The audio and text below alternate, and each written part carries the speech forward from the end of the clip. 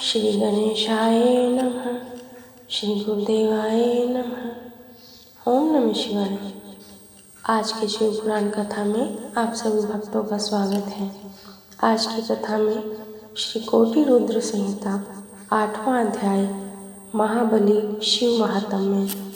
सूत जी बोले, हे ऋषियों, पश्चिम दिशा में कपिला नामक नगरी में कालनेश्वर नामक शिवलिंग है, जिसके दर्शनों से सभी पापों से मुक्ति मिल जाती है। पश्चिम समुद्र पर सिद्धेश्वर शिवलिंग है, जो सभी कामनाओं को पूरा करने वाला है। इसी स्थान पर बहुत से तीर्थ स्थल हैं। समुद्र के किनारे गोकर्ण नामक सरोवर है। इसमें स्नान करने से ब्रह्म हत्या के पाप से भी मुक्ति मिल जाती है। जो महाबली गोकर्ण सातों रसातल एवं गुफाओं का भ्रमण करते हैं और सदैव शिव जी का पूजन करते हैं, वे शिव रूप को प्राप्त होते हैं। इसी गोकर्ण तीर्थ में जाकर सभी नक्षत्र शिव स्वरूप हो जाते हैं।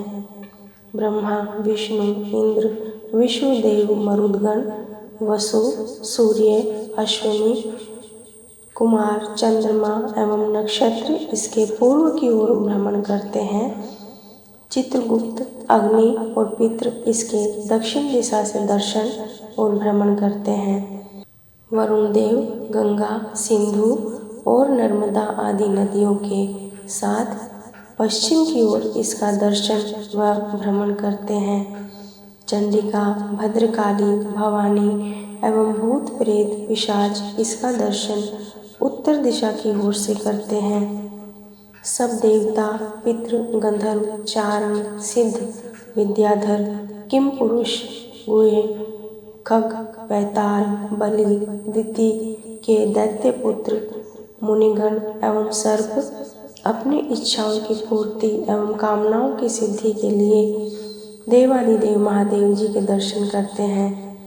यहाँ स्थापित भगवान सदाशिव की मूर्ति साक्षात मोक्ष प्रदान करने वाली है। माघ माह के कृष्ण पक्ष की चतुर्दशी पर महाबल सदाशिव का पूजन आराधन किया जाता है।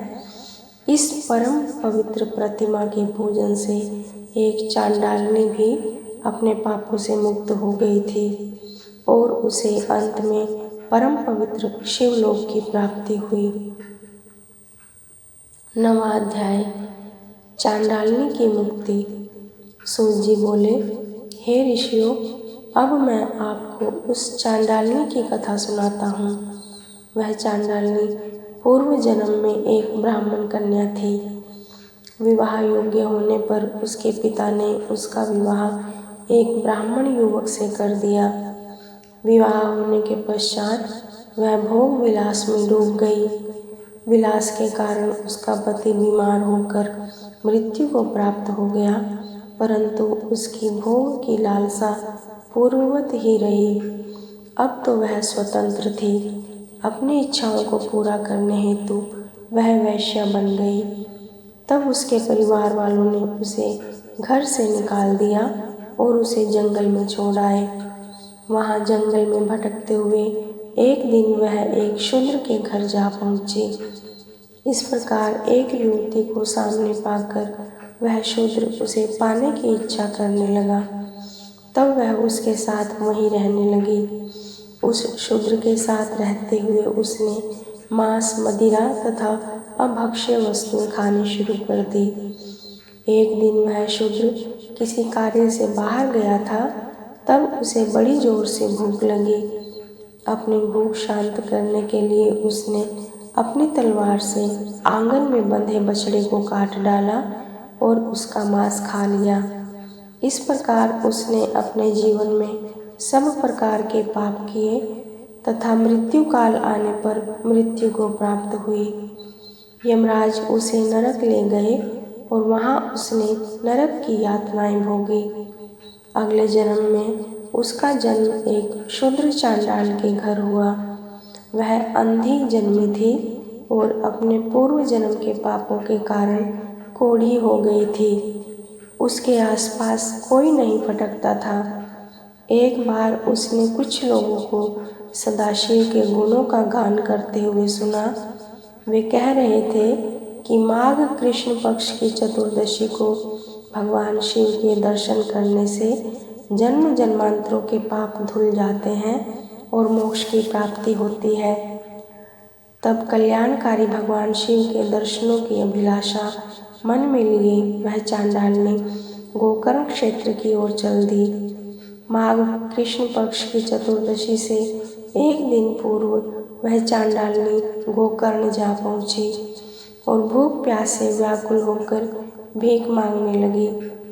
जब वह एक बनिए के दरवाजे पर भीख मांग रही थी तो बनिए ने उसकी झोली में बैल के गले की मंजरी डाल दी। जब उस भिखारिन ने उसे छूकर देखा तब उस मंजरी को उठाकर फेंक दिया। सौभाग्यवश वह मंजरी शिवलिंग पर जाकर गिरी। उस चांडालनी के सारे पाप उस मंजरी के शिवलिंग पर चढ़ते ही नष्ट हो गए। अगले दिन चतुर्दशी पर उसने कुछ न खाया और इस प्रकार उसका निराहार व्रत हो गया। भूख के मारे पूरी रात जागी, इसलिए जागरण का फल भी उसे मिल गया। भगवान शिव अपने भक्तों पर सदा अपनी कृपा दृष्टि रखते हैं। उन्होंने उस गरीब चांडालनी के पापों को नष्ट कर दिया और उसकी इच्छा से उसकी मृत्यु हो गई। उसे शिवलोक ले जाने के लिए विमान आ गया और उस दिव्य विमान से वह सदा के लिए सद्गति पाकर शिवलोक को चली गई। हे ऋषियों, इस प्रकार अज्ञानता या भूलवश किया गया भगवान शिव का दर्शन व पूजन भी भगवान शिव को प्रसन्न करता है और भक्तों को मोक्ष प्रदान करता है। 10वां अध्याय लोक हितकारी शिव महात्म्य दर्शन।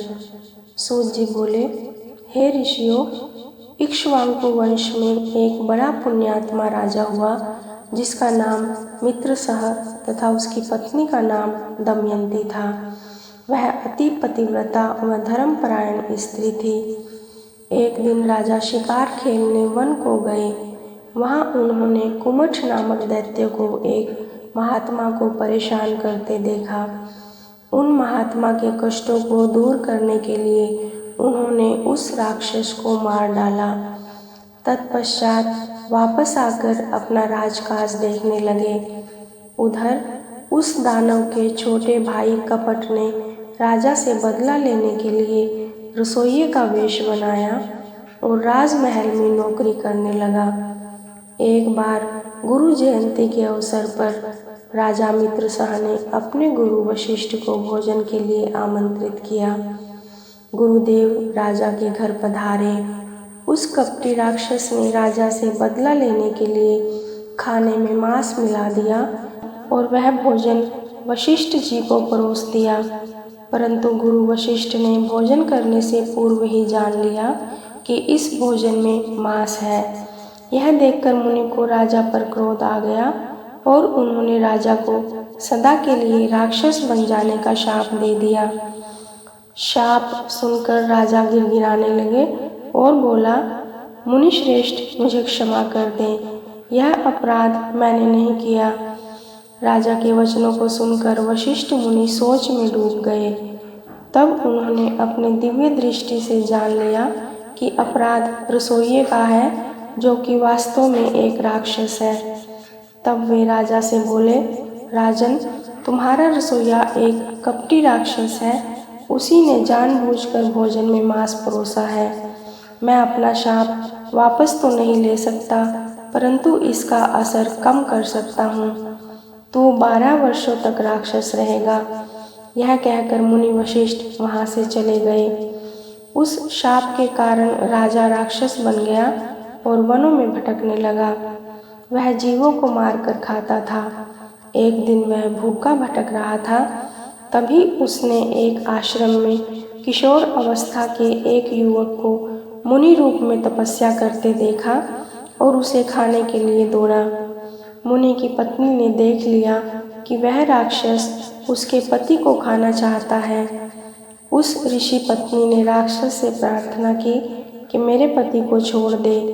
परंतु उसने मुनि को अपना आहार बना ही लिया। मुनि पत्नी शोक में डूब गई और उस राक्षस को शाप देते हुए बोली, अरे दुष्ट राक्षस, तूने मेरे पति को मार डाला। मैं तुझे शाप देती हूँ कि जब तू किसी स्त्री पर मोहित होकर उसके साथ विहार करेगा, उसी समय तेरी मृत्यु हो जाएगी। इस प्रकार राक्षस को शाप देकर वह सती हो गई। 12 वर्ष बीत जाने पर राजा को अपना शरीर वापस मिल गया।